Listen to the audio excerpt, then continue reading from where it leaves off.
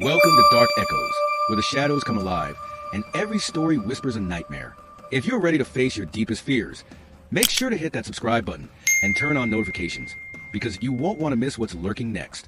Like, share, and dive into the darkness with us, if you dare.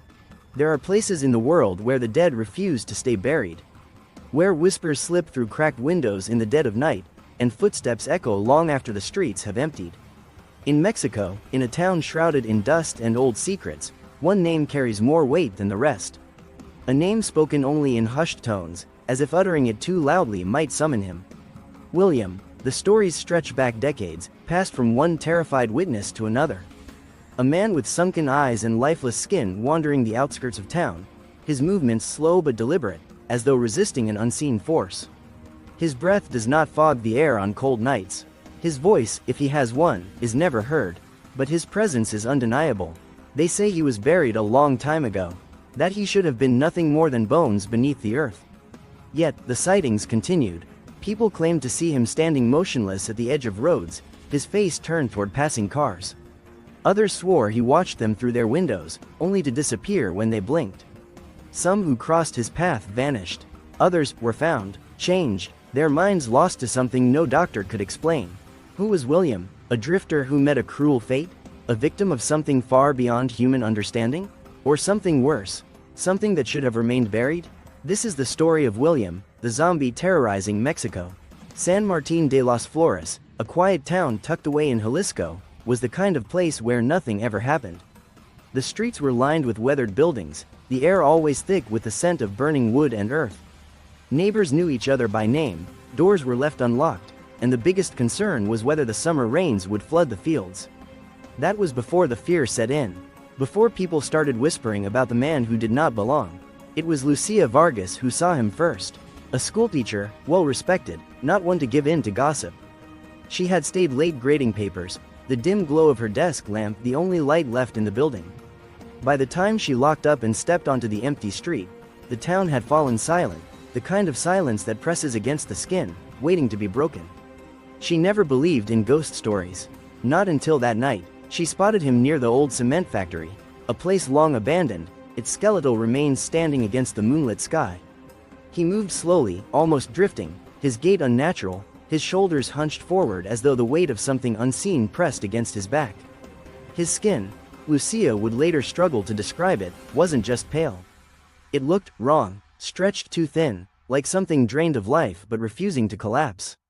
His mouth moved, forming words she couldn't hear. A whisper carried away by the wind, never reaching her ears. He never turned to face her, yet somehow, she felt his eyes locked onto her. Watching, Lucia's breath hitched. Every part of her body screamed to move, to run, but she stood frozen, rooted to the cracked pavement beneath her feet. Then, as if sensing her presence, the figure stopped. His head tilted slightly, and in the span of a single blink, he was gone. Lucia told herself it was a trick of the light. That exhaustion had played a cruel trick on her. But sleep never came that night, and by morning, the town had begun whispering. Others had seen him too. A sick prank? Or the beginning of something far worse?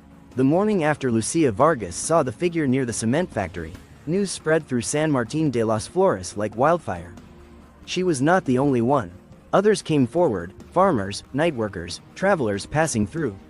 Each account eerily similar. A man, gaunt and silent, moving with a purpose they couldn't explain. But just as the town was gripped by uncertainty, something was uncovered that made the fear turn to something else.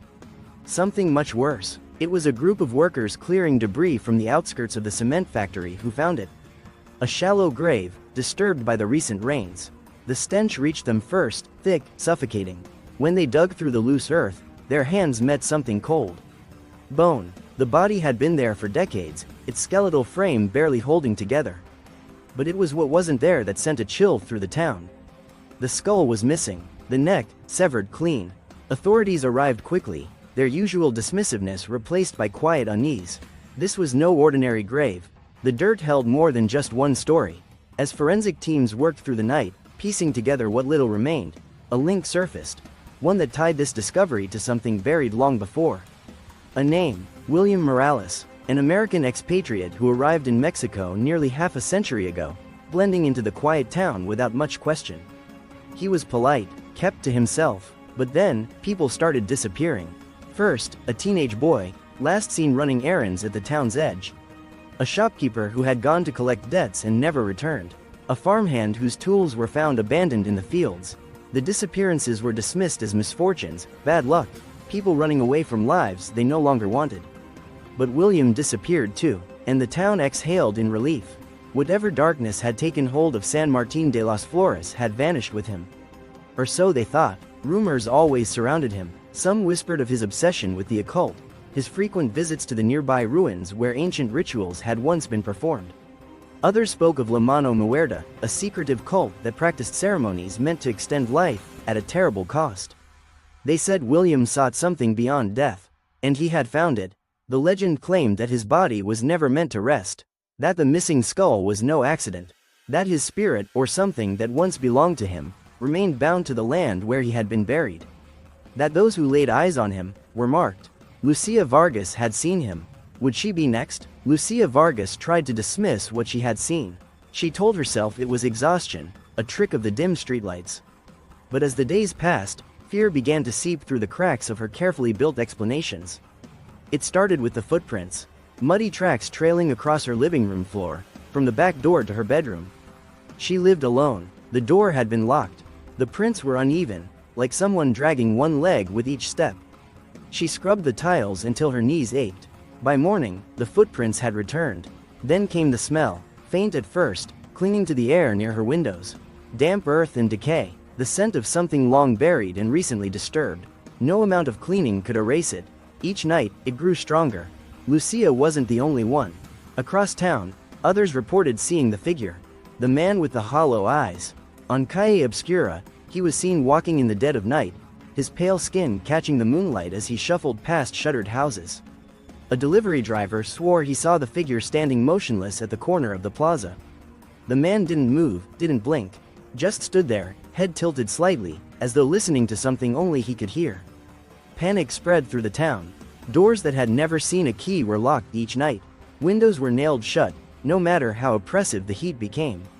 And at every gathering, in the marketplace, at the church steps, the same name passed from one mouth to another. William. Why had he returned? What was he looking for? In desperation, local authorities sought out Diego Santiago, a historian who had spent decades collecting the town's forgotten stories. Diego dug into his archives, yellowed newspapers, brittle journals written by long-dead residents, and unearthed a name buried beneath decades of silence. La Mano Muerta, the Dead Hand, a secretive cult that, according to old testimonies, had operated in the shadows of San Martín de las Flores in the 1970s. Their rituals centered on what they called borrowed souls. The belief was grotesque. By offering a sacrifice and removing the skull from the corpse, the practitioner could sever the soul's connection to the afterlife and tether it to the place of the ritual. This, they claimed, would grant life beyond death. But immortality came with a price. The manuscript Diego found described the ritual in disturbing detail. The ritual grants life beyond death, but at a terrible cost. The host becomes a shell, bound to the location of the ritual, until the debt is paid. William Morales had vanished in 1976. The cement factory where he was last seen was less than 20 yards from the grave where the headless corpse was found.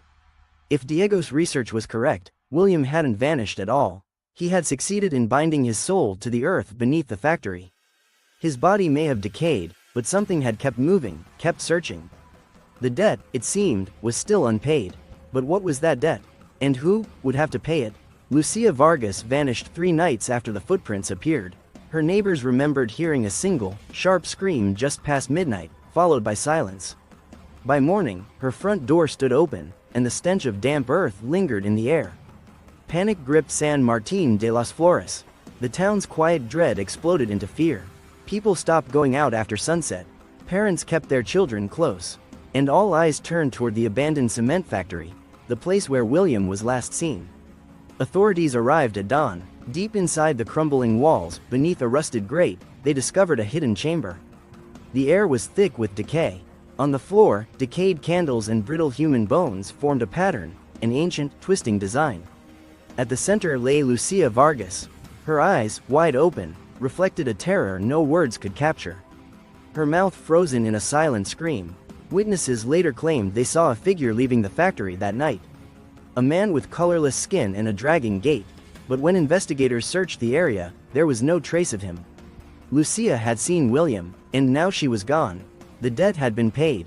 But for how long? After Lucia Vargas's death, silence settled over San Martín de las Flores. The sightings stopped, the footprints faded, the cement factory was sealed, its rusted gates chained and locked. La Mano Muerta's origins remained a mystery, their rituals lost to time. And William Morales was never seen again. But fear still lingers. The streets grow quiet at night. Windows remain shut, no matter the heat. And some say, if you listen closely, you can still hear footsteps dragging along Calle Obscura. Did William truly achieve immortality? Or did the town itself, with its whispered stories and silent nights, keep his legend alive? What do you think? Was William Morales a victim of legend, or something far more disturbing?